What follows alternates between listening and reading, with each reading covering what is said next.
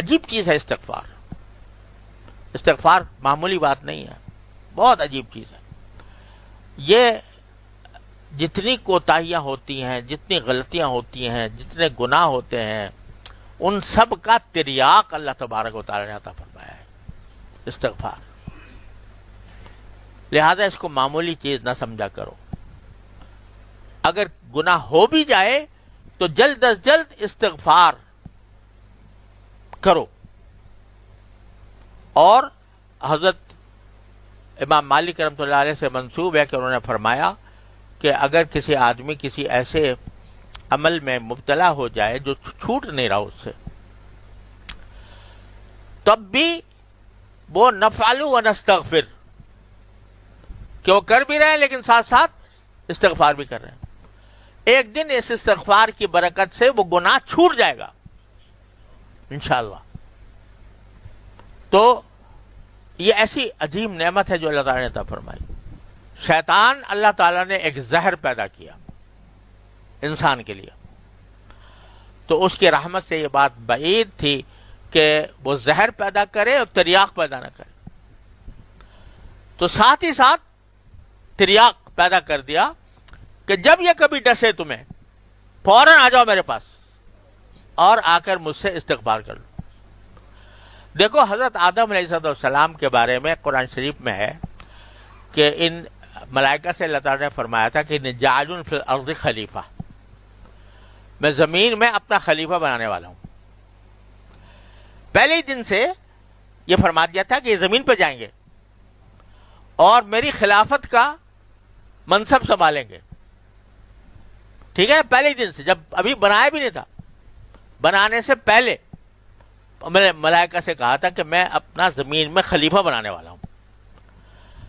بنا دیا، اور بنا کے بھائی جب یہ بنایا تھا زمین پہ بھیجنے کے لیے، زمین میں بھیج دیتے نا اللہ میاں براہ راست، سمجھے نا. لیکن اللہ تعالیٰ نے براہ راست نہیں بھیجا. پہلے کہا جنت میں رہو، جنت میں رہو، اور جنت میں تمہیں ایک پابندی تمہارے اوپر عائد کرتے ہیں کہ اس درخت کو مت کھانا.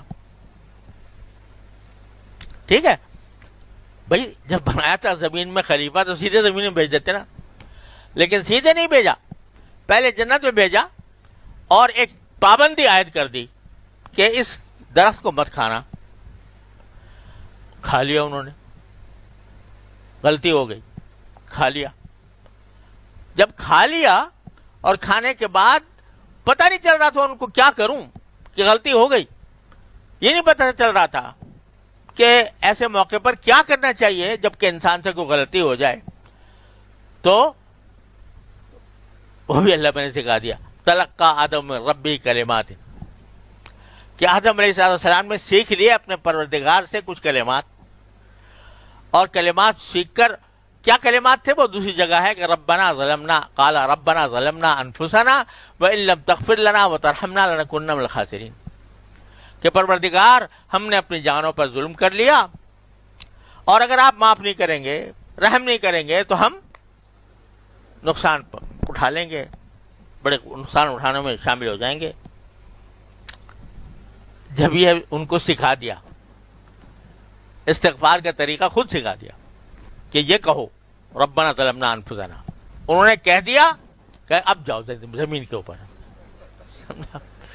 اب زمین پہ جاؤ. یعنی ہم نے تمہیں سکھا دیا کہ ایسے واقعات تمہارے ساتھ دنیا میں پیش آئیں گے. کیا پیش آئیں گے؟ کہ ہم نے کسی چیز سے منع کیا ہوگا، تم اپنے شیطان کے بہکانے سے یا اپنے نفس کے بہکاوے سے اس کا ارتکاب کر لو گے، تو ہم تمہیں سکھا کے بھیج رہے ہیں کہ اب جو وہاں جاؤ اور وہاں کبھی ایسا ہو تو کہہ دیا کرو ربنا ظلمنا انفسنا وان لم تغفر لنا وترحمنا لنكن من الخاسرین. تو اس وقت بھیجا جب غلطی خود کرا لی، اور غلطی کرانے کا جو تریاق ہے وہ سکھا دیا. اب اس قابل ہوئے ہو تم کے زمین پر بھیجا جائے تمہیں، تو اس وقت زمین پہ بھیجا. حالانکہ شروع سے ارادہ ہی تھا وہاں بھیجنے کا، لیکن اتنے دن پہلے وہاں رکھ کے یہ سکھا دیا غلطی ہوگی تم سے، اور غلطی ہونے کے بعد تمہیں کیا کرنا ہے وہ سکھا کر بھیجا اللہ تعالیٰ نے. تو شیطان ہی نے بہکایا تھا نا، ہے نا، اور شیطان بھی اللہ میاں کا پیدا کیا ہوا تھا، اسی نے تو پیدا کیا تھا.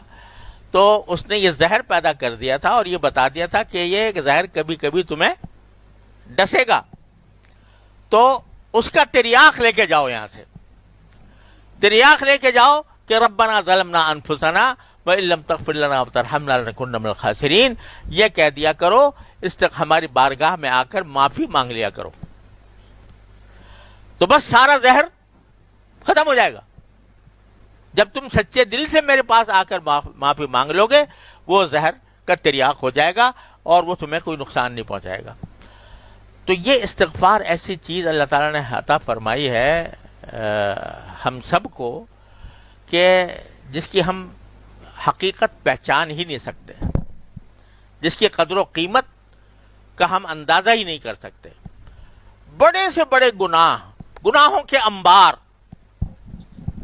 لگے ہوئے ہیں، سال سال گناہوں کے انبار اکٹھے کیے انسان نے، اور آخر میں ایک وقت کسی وقت سچے دل سے کہہ لیا کہ استغفر اللہ ربی من کل ذنب واتوب الیہ، سب فنا ہو گئے، ساری غلطیاں سارے گناہ فنا ہو گئے، سوائے ان کے جن کی تلافی ممکن تھی.